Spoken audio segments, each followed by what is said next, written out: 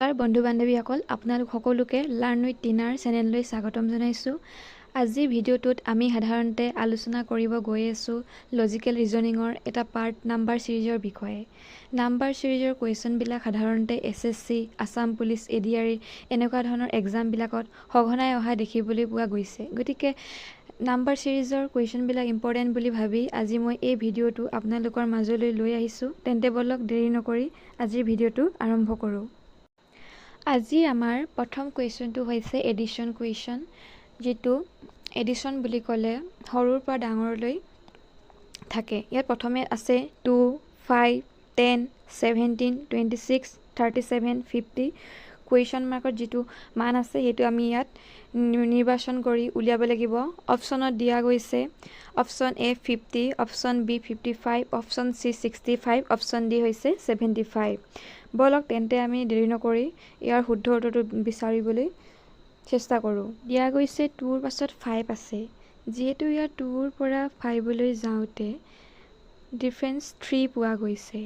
ঠিক সেইদৰে 5ৰ পৰা 10 পাবলৈ ডিফাৰেঞ্চ +5 পোৱা গৈছে।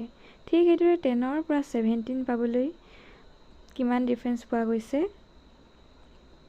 7 ডিফাৰেঞ্চ পোৱা গৈছে। সেইদৰে 17ৰ পৰা 26, 26ৰ পৰা 37 এইদৰে +9 পোৱা গৈছে। 26ৰ পৰা 37লৈ পোৱা গৈছে +11। আকৌ 37ৰ পৰা 50লৈ ডিফাৰেঞ্চ পোৱা গৈছে 13। ইয়াত এটা কথা মন কৰিব লাগিব, 2ৰ পৰা 5লৈ যেতিয়া গৈছোঁ তাত আমি +3 ডিফাৰেঞ্চ পাইছোঁ। ঠিক সেইদৰে 5ৰ পৰা 10লৈ যাওঁতে ক্ৰম অনুসাৰে +5 ডিফাৰেঞ্চ পাইছোঁ। ইয়াত +3 পিছত 5 আহিছে, 5ৰ লগত 2 প্লাছ হৈ 7 হৈছে। এইদৰে 2টো বাঢ়ি গৈ আছে। সেইদৰে যদি আমি 50ৰ লগত 13ৰ পিছত +15 কৰি চাওঁ তেন্তে আমি পাম ইয়াত আনচাৰ 65। গতিকে ইয়াত শুদ্ধ উত্তৰটো হ'ব অপশ্যন নম্বৰ C 65। ঠিক সেইদৰে আমি ইয়াৰ 2 নম্বৰ প্ৰশ্নটোলৈ আগবাঢ়িছোঁ। ইয়াত দিয়া হৈছে আমাক 3, 15, 35, 63। তাৰ পিছৰ মানটো আমি নিৰ্বাচন কৰি উলিয়াব লাগে। অপশ্যনত দিয়া হৈছে A 22, B 28, C 34, D 36। ইয়াত আমি ডিফাৰেঞ্চ যদি উলিয়াবলৈ যাওঁ 3ৰ পিছত 15 পাওঁতে ডিফাৰেঞ্চ আহিব +12। 15ৰ পৰা 35 পাওঁতে ডিফাৰেঞ্চ আহিছে আমাৰ +20। ঠিক সেইদৰে 35ৰ পৰা 63 পাওঁতে আমাৰ ইয়াত ডিফাৰেঞ্চ আহিব 28। ইয়াত আমি এটা কথা মন কৰিব লাগিব, 3ৰ পৰা 15 পাওঁতে ইয়াত ডিফাৰেঞ্চ আহিলে 12, 15ৰ পৰা 35 পাওঁতে ডিফাৰেঞ্চ আহিলে 20, 35ৰ পৰা 63 পাওঁতে ডিফাৰেঞ্চ আহিলে 28। ইয়াত আমাৰ 12ৰ পাছত +8 প্লাছ হৈছে, +8 যোগ হৈ 20 হৈছে। ঠিক সেইদৰে 20ৰ পিছত 28 পাবলৈ +8 যোগ হৈছে। ইয়াত আমি 63 পাছত 28ৰ লগত +8 যদি আমি যোগ কৰি দিওঁ,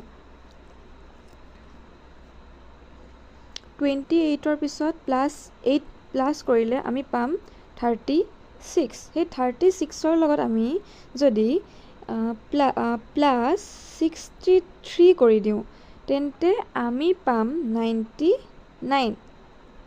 গতিকে ইয়াত মান হ'ব আমাৰ 99। আৰু ইয়াত কিমান যোগ কৰিলে আমি 99 পাইছোঁ?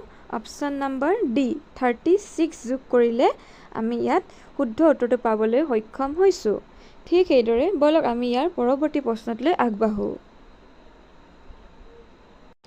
প্ৰশ্ন নম্বৰ 3। ইয়াত দিয়া হৈছে প্ৰথমে 71, 59, 48, 38, 29। তাৰপিছৰ মানটো আমি উলিয়াব লাগে। অপশ্যন নম্বৰ A দিছে 11, অপশ্যন নম্বৰ B দিছে 21, অপশ্যন নম্বৰ C দিছে 31, অপশ্যন নম্বৰ D দিছে 41।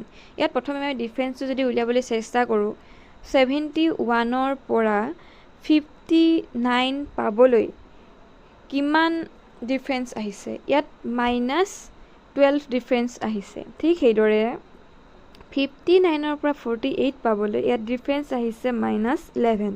ঠিক সেইদৰে 48ৰ পৰা 38 পাবলৈ ডিফাৰেঞ্চ আহিছে 10।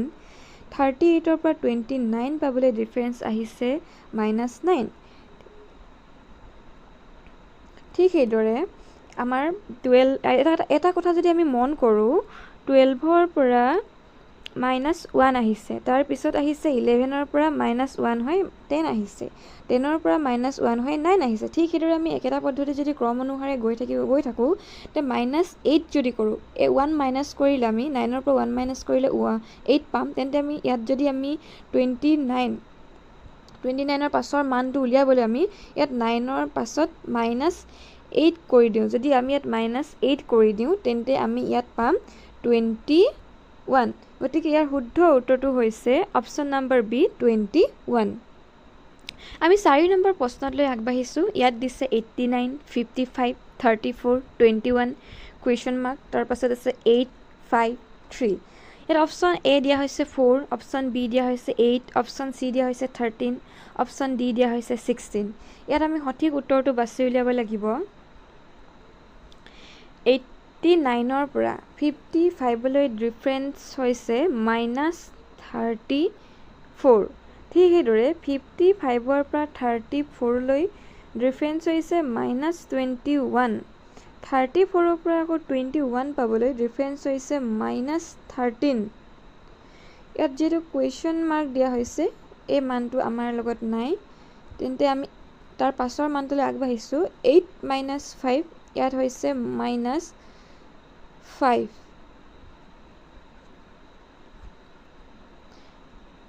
আকৌ 5 - 3 ইয়াত হৈছে -2।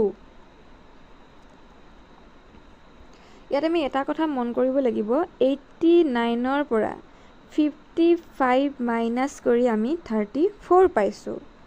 ঠিক সেইদৰে 55ৰ পৰা 34 মাইনাছ কৰি 21 পাবলৈ সক্ষম হৈছোঁ। ঠিক সেইদৰে আমি 34ৰ পৰা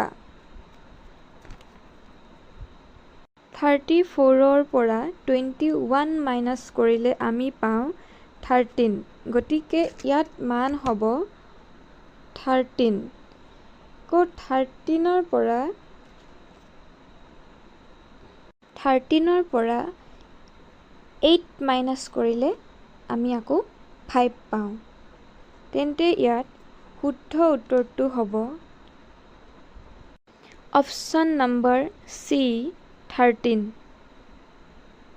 বন্ধুসকল, এনেকুৱা ধৰণৰ টিপছবিলাক ব্যৱহাৰ কৰি আপোনালোকে পৰীক্ষা হলত সুন্দৰভাৱে ৰিজনিঙৰ মাৰ্কছখিনি বুটলিবলৈ সক্ষম হ'ব। যদি ভিডিঅ'টো আপোনালোকে ভাল পালে তেন্তে লাইক, ছাবস্ক্ৰাইব আৰু শ্বেয়াৰ কৰিবলৈ নাপাহৰিব। আৰু ভিডিঅ'টো ইমানখিনিলৈকে চোৱাৰ বাবে অশেষ ধন্যবাদ আপোনালোকৰ ওচৰত। তেন্তে পুনৰ এটি নতুন ভিডিঅ'ৰ সৈতে আপোনালোকক লগ পোৱাৰ আশাৰে আজিলৈ বিদায়। ধন্যবাদ।